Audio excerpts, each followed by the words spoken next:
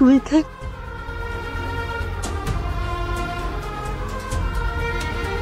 काय करत होता तुम्ही?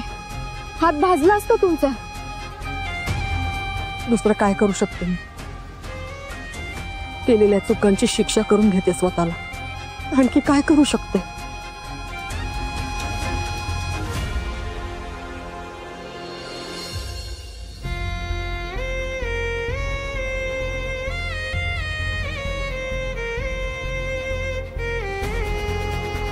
काल तू घरी येऊन गेल्यानंतर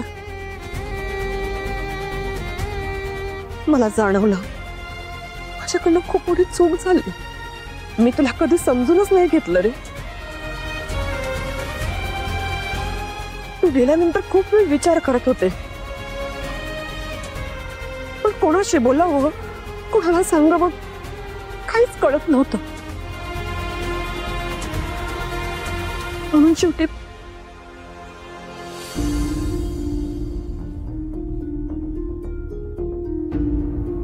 म्हणून आज इथे आले. आज देवी आई पुढे येऊन आपल्या सगळ्या चुकांची कबुली द्यायची. आपण केलेल्या चुका मान्य करायच्या.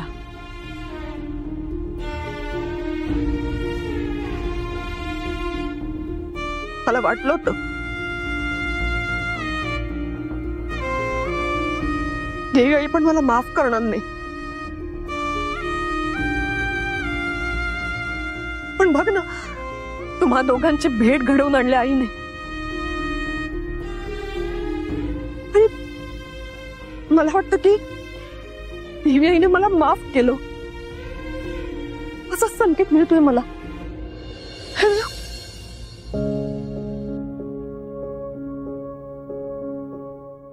पण आता जर का माझ्याकडनं परत काही चूक झाली ना, मग मात्र मी आई म्हणण्याच्या लायकीची पण नाही राहणार.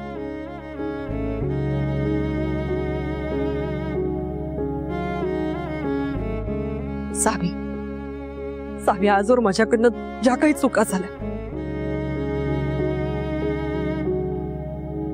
मला माफ कर. मॅडम आओ. नाही नाही, मला बोलू दे. मला माहितीये मी खूप नीचपणाने वागले. अशा चुका केल्यात की ज्यांना कधी माफी पण नाही मिळू शकत.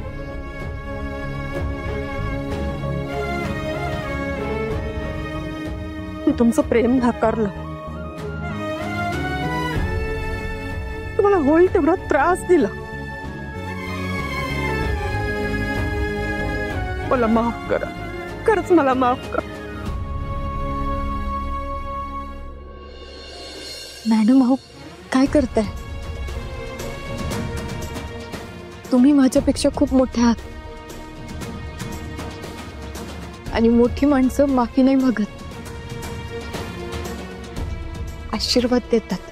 नाही सावी, मी फक्त वयाने मोठी, पण माझ्या चुकांनी मला केव्हाच लहान केलंय.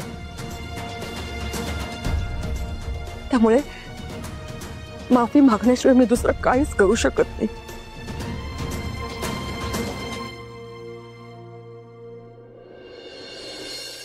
अंधेरी, जमलं तर तू पण मला माफ कर. अरे, पोटचा पोरगा असून सुद्धा मी तुझ्याशी अशी वागले रे. का? तर फक्त स्वतःच्या अहंकारापायी.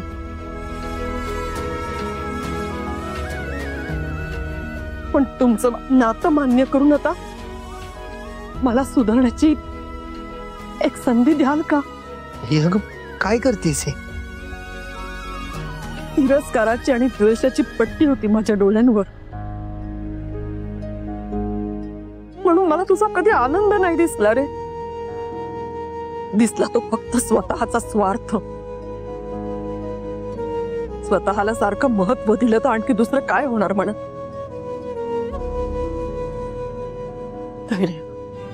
तू मला सोडून नको रे जाऊस.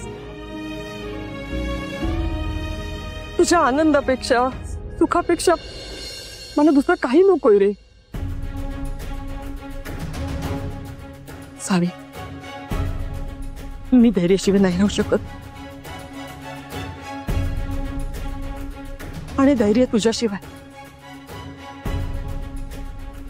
तो खुश असेल ना तरच मी खुश आहे. मी तुझ्याशी काही बोलावं, तुला काही सांगावं, तुझ्याकडे काही मागावं एवढी सुद्धा लायकी नाही माझी. तरी एक गोष्ट मागते तुझ्याकडे. देशी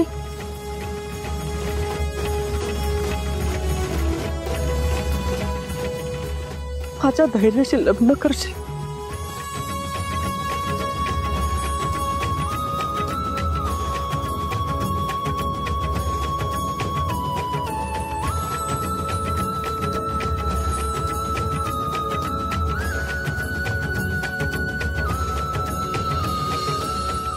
आजपर्यंत कधीच इतकं हलकं वाटलं नाही.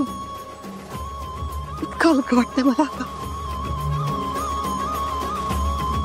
मी कशी वागले ग तुझ्याशी, पण कधी तू माझा तिरस्कार केला नाहीस. आता पण मला झालेला त्रास बघून तुला त्रास होतोय. मला आता कळतंय स्वतःच्या आईला सोडून माझं धैर्य तुझ्याकडे का ओढला गेला ते. जगातल्या सगळ्या सुखसोयी सोडून तुला निवडावं अशी हेच तू सांग. आणि एवढंच नाही, मी तर स्वतःला खूप नशीबवान सासू समजते. तिला तुझ्यासारखी सून मिळते.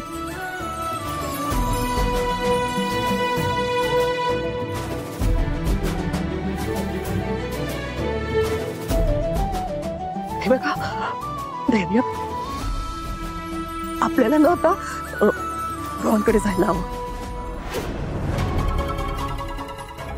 मला जाऊन त्यांच्याशी बोलायचंय. मला त्यांची माफी मागायची. आणि हो, तुमच्या लग्नाची मागणी पण घालायची ना.